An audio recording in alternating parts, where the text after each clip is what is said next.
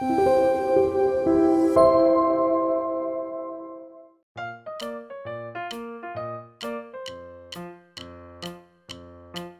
번째로 말씀드린 개인적인 한계인데, 앞으로 사회가 어떤 모습이 되었으면 좋겠고, 나는 그 과정 속에서 어떤 삶을 살아갈 것이며 어떤 기여를 할 것이며, 이런 고민들 시작했을 때는 5년이 지나면 혹은 10년이 지나면 되게 단단해지고 어떤 모든 문제에 명확한 판단을 내리고 그럴 수 있다고 생각을 했었는데, 지금도 여전히 매 순간이 되게 어려운 선택이고 모호한 지점들도 너무 많고, 그러니까 계속 공부할 것도 많아지고 고민도 더 늘어나고, 그래서 한편으로는 되게 이런 고민들이 계속 들다 보면 어느 순간 좀 정말 나침반이 고장난 것처럼 방향을 잃었다, 혹은 내가 하고 있는 게 옳은가, 이런 고민들을 마주할 때가 많아요. 그럴 때가 개인적으로 좀 힘든 순간인 것 같고, 다른 힘든 점 혹은 어려웠던 점은 이제 같이 함께하던 활동하던 사람들이 조건들이 변하거나 그랬을 때 자연스럽게 떠나게 되거든요. 한편으로는 누군가가 지치거나 혹은 상처받아서 또 운동이라든지 활동을 떠나게 됐을 때 어떤 책무감,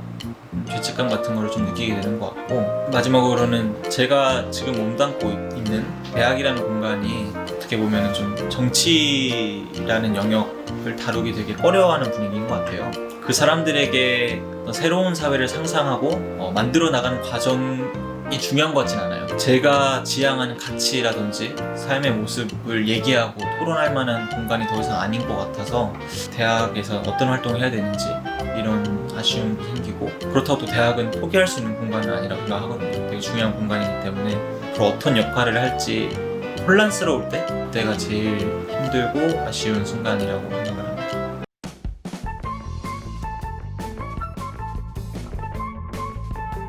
전 지금까지 그걸 만들어 오려고 노력을 했는데 아직 우리가 만들어내지 못한 거, 노동자들과 학생들의 동시적 관계가 저는 가장 중요하다고 생각을 합니다. 근데 그걸 위해서라면 노동자들과 학생들이 서로를 제일 온전하게 이해하는 게 필요할 것 같은데요. 지금 학생들이 이제 옛날처럼 대학생이라는 신분이 옛날처럼 대학만 나오면 다 취업이 되고 이제 인생과 미래가 보장돼 있는 그런 신분이 아니라, 대학을 졸업해도 제대로 취업하기가 어려운 상황이잖아요. 대부분의 대학생들이 대학을 졸업한 다음에도 비정규직 노동자의 인생을 경험하지 않을 수 없는 시대가 저는 왔다고 생각을 해요.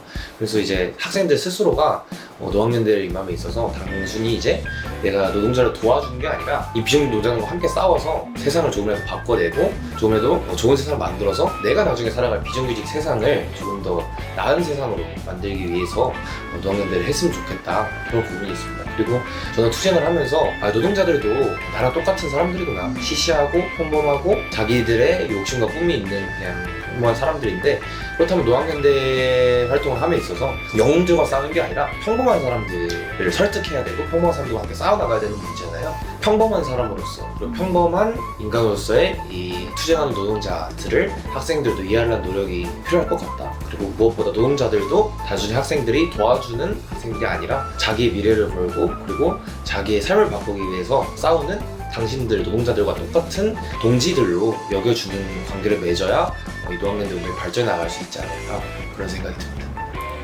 저는 예전이나 지금이나 좀 비슷한 인식과 싸워야 된다고 생각을 해요. 그건 바로 학생들의 인식인데요. 예전에는 너무 불쌍한 우리 어머님들, 또 아버님들, 우리 도와줘야 된다, 얼마나 불쌍하냐, 이런 인식이 있었다면, 지금은 자기들 사리사욕만 채우는 그런 민노총 막 이런 게 있잖아요. 민주노총이라고 말도 안 해주고, 그래서 그 나쁜 노동조합 막 이런 인식을 우리가 상대해야 한다고 생각을 해요. 근데 그 인식을 상대할 수 있는 방법이 무엇인가 라고 한다면 저는 그냥 열심히 싸우는 거라고 말씀드릴 수밖에 없을 것 같아요.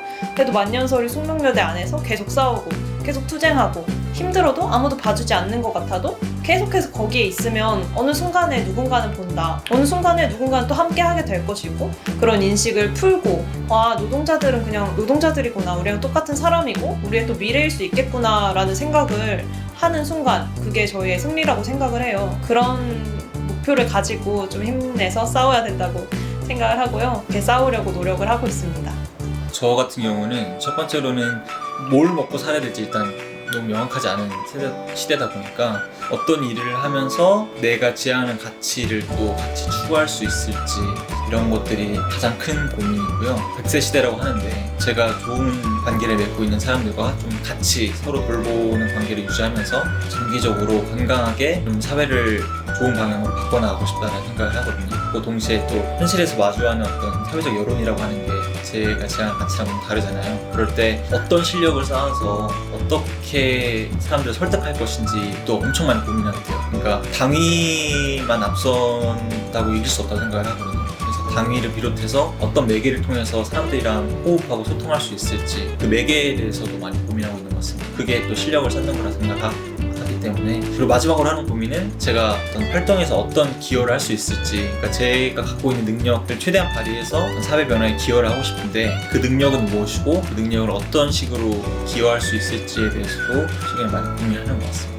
코코 투쟁을 할 때 학생으로서 더 많은 이제 공론화를 시키고 더 많은 연대를 불러일으키기 위해서 중앙운영위원회에 이제 발제를 들어갔었어요. 연서명을 해달라, 통학이나 중음이의 명의로 된 입장문을 써달라, 이렇게 두 가지를 요청을 했었는데 다 부결이 났었고 관철시키지 못했었거든요. 근데 저는 그게 사회 분위기가 더 그렇게 만들었다고도 생각을 해요. 사람마다 생각이 다 다르잖아요. 가치관도 다르고 알고 있는 것도 다 다르고 경험한 것도 다 다른데 이렇게 다양한 사람들로부터 연대를 어떻게 이끌어낼 수 있을까 하는 고민이 제일 요즘에 많이 하고 있는 고민이고, 이에 대한 좀 실마리를 찾고 싶어요. 활동을 계속하고 사람들하고 계속 얘기를 하고 고민을 나누면서 다양한 정체성을 가진 사람들이 차별적이고 억압적인 사회 구조 내에서 더 나은 삶을 살기 위해서는, 그러니까 운동이 성공을 하기 위해서는 더 많은 사람들의 연대가 반드시 필요한데 어떻게 이 사람들을 설득을 하고 어떤 언어로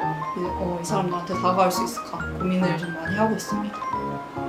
아침반으로 오세요. 자, 여러분 오늘 띄워보겠습니다.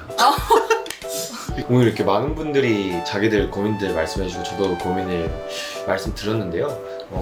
지금 대학이나 아니면 뭐 각자의 공간에서 노학연대 활동을 하시는 분들의 고민이 굉장히 많을 거라고 생각을 해요. 지금까지 우리가 각자의 공간에서 혼자서 이렇게 좀 고민을 안고 제 목표를 안고 좀 끙끙 됐었다면 이제는 좀 이 목표를 어떻게 구체화시킬지, 그리고 다른 현장들과 그다음에 다른 공간들에서 이 문제를 어떻게 좀 같이 토론을 해볼지 그런 고민을 좀 해봐야 할 때가 아닌가 그런 생각이 드네요. 저는 혼자 고민하는 것보다는 좀 같이 고민하는 게 필요하다 생각을 해요. 그러니까 혼자 고민하면은 되게 방향을 못 잡겠거든요. 근데 정말 그 나침반의 말처럼 여러 명의 고민이 또 공유되고 그러면 고민도 더 구체화되고 더 잘 심화되는 것 같아요. 그래서 진짜 방향을 잘 잡을 수 있는 공간인 것 같고, 나침반이라는 공간이 또 되게 파편화되고 있는 사회인데 이제 좀 노학연대 단체들끼리 이렇게 모여 있으면 아무래도 어떤 투쟁의 동력도 더 잘 얻고 전체적으로 더 좋은 고민들을 공유할 수 있지 않을까 싶어서 나침반이라는 공간이 되게 유의미한 것 같고, 장기적으로 이런 연대가 이루어졌으면 좋겠다 이런 생각을 합니다.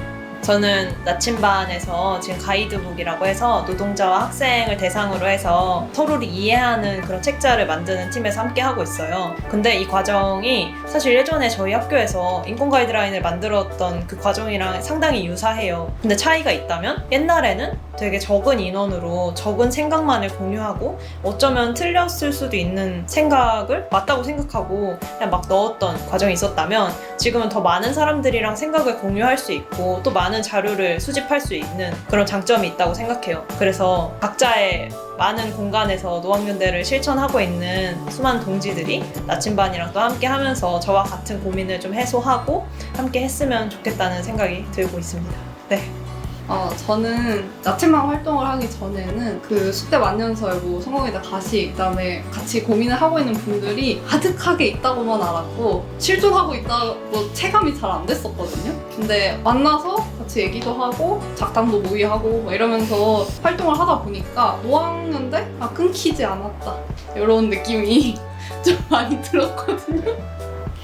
그래서 노학연대가 아직 대를 이어서 막 하고 있고 실존하고 있구나, 이렇게 같이 고민하고 실천하고 있는 사람들이 내 곁에 있구나, 이런 걸 많이 실감을 해서 저도 또 더 동력도 얻게 되고 그런 것 같습니다. 그래서 나침반이 노학연대의 새로운 새 길을 찾을 수 있는 좋은 장이 되었으면 좋겠습니다.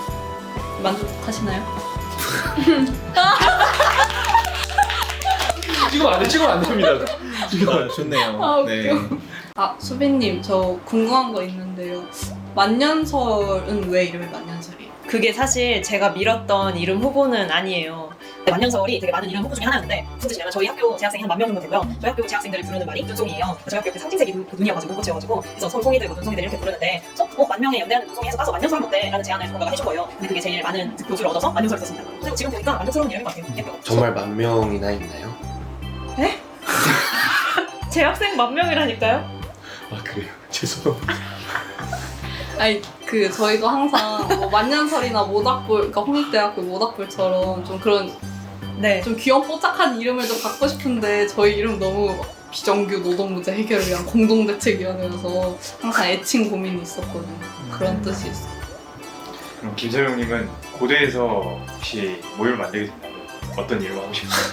저요? 말씀해 주시죠. 저는 글쎄요. 저는 제가 추천 하나 해도 되나요? 네 해주세요. 제가 추천을 하나 하자면 용서. 용인의 김소룡이 만든 모임. 용서. 아 얼마나 좋아요. 용인의 김소령이 만든 모임인데 왜 용서가 되는 거예요? 용서. 그건 제 마음이죠. 근데 그럼 뭔가 약간 자본을 용서하는 느낌이 들잖아요. 그러면 용서노. 노용서. 노동자를 위해 용인의 김소룡이 만든 모임 노용서. 저는 제 개인이 돋보이는 것 같아서 아, 네, 알겠습니다. 바로 이런 점이 나침반이 좋은 게 아닌가. 우리 지금 각자의 현장에서 열심히 활동하시는 활동가 분들이 이렇게 나침반으로 모여서 서로의 고민을 듣고 이야기 나눠볼 수 있는 좋은 플랫폼이 생긴 게 아닌가. 저는 무서워. 너무 나침반이 있어서 뿌듯합니다. 아침반으로 오세요. 하나, 둘, 셋. 네, 일단 계속 좀 찍을게요. 하나, 둘, 셋. 네, 몇 장만 찍을게요. 네. 자, 약간 진지한 표정. 하나, 둘, 셋. 잠깐만. 자,